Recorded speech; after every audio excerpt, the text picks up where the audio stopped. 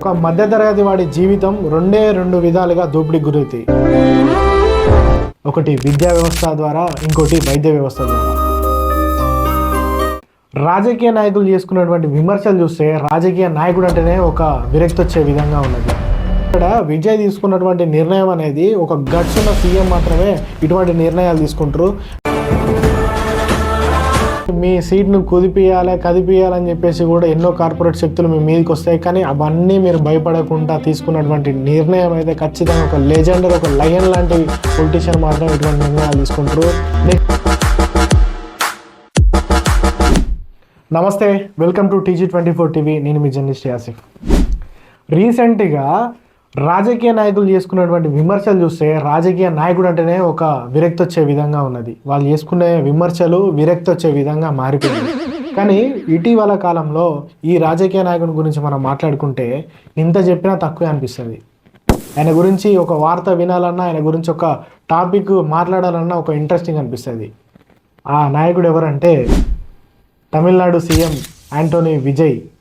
Actually Vijay కూడా పాలిటిక్స్కి వచ్చిన తర్వాత మిగతా పొలిటికల్ నాయకులు లాగానే ఒక స్ట్రాటజికల్గా వచ్చి సీట్ వచ్చే వరకు ఒక విధంగా, సీట్ వచ్చిన తర్వాత ఇంకో విధంగా మారతాడని చెప్పేసి అనుకున్నా. కానీ ఈ రీసెంట్గా ఒక స్టెప్ తీసుకున్నాడు కదా, ఆ స్టెప్ తర్వాత నేనైతే కంప్లీట్లీగా విజయ్ చేసిన పనికి నేను చాలా అప్రిషియేట్ చేయాలనిపిస్తుంది. ఎందుకంటే ఒక మధ్యతరగతి వాడి జీవితం రెండు విధాలుగా దోపిడీకి గురవుతాయి మేజర్గా.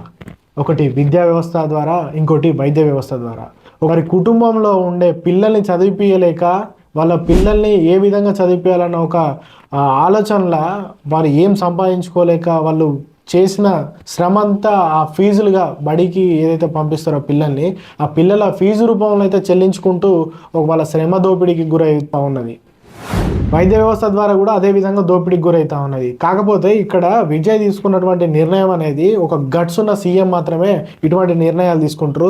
విజయ్ యాంటోనీ తీసుకున్న నిర్ణయం అయితే ఖచ్చితంగా ఏ ప్రైవేటు కార్పొరేట్ శక్తులకు నొగ్గకుండా, ఎవరికి భయపడకుండా ఇటువంటి నిర్ణయం తీసుకోవడం అనేది నిజంగా అప్రిషియేట్ చేయదగ్గ విషయం.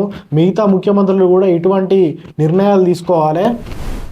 ఎప్పుడైతే ఒక వ్యవస్థ దోపిడీకి గురవుతూ ఉన్న వ్యవస్థను చక్కదిద్దాలని చెప్పేసి, ఒక సరైన దారిలోకి తీసుకుపోవాలని చెప్పేసి తీసుకున్నటువంటి నిర్ణయం నిజంగా విజయ్ యాంటోనీ.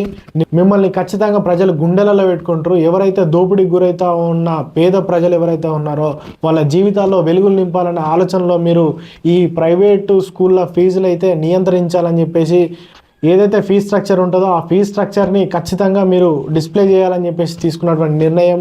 అండ్ ఏదైతే కట్ ఆఫ్ విధించిందో ఆ నిర్ణయం అయితే చాలా అప్రిషియేట్ దగ్గ విషయం.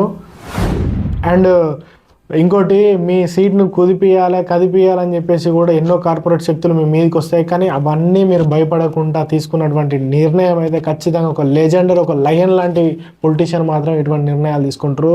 నెక్స్ట్, ఇదే విద్యా వ్యవస్థ పైన ఏదైతే కట్ ఆఫ్ విధించిల్లో అదేవిధంగా వైద్య వ్యవస్థ పైన కూడా మీరు కట్ ఆఫ్ విధించి ఒక ఫీ స్ట్రక్చర్ అనేది ఖచ్చితంగా ఇదే విధంగా ఉండాలని చెప్పేసి కనుక మీరు నిర్ణయం తీసుకుంటే ఖచ్చితంగా తమిళనాడులో మీరు సక్సెస్ఫుల్ పొలిటీషియన్, సక్సెస్ఫుల్ సీఎం.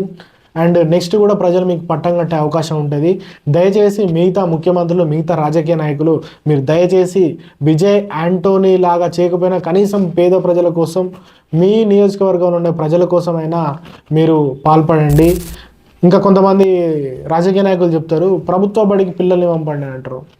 కానీ ప్రభుత్వ బడులకు పిల్లల్ని పంపించాలి అని చెప్పేసే నాయకులు, అధికారులు, ఏదైతే ప్రభుత్వ బడులలో పనిచేసే ఉపాధ్యాయులు, మీరు మీ పిల్లల్ని ప్రభుత్వ బడులకు పంపించే విధంగా మీ పాఠశాలలో చదువు చెప్తున్నారా?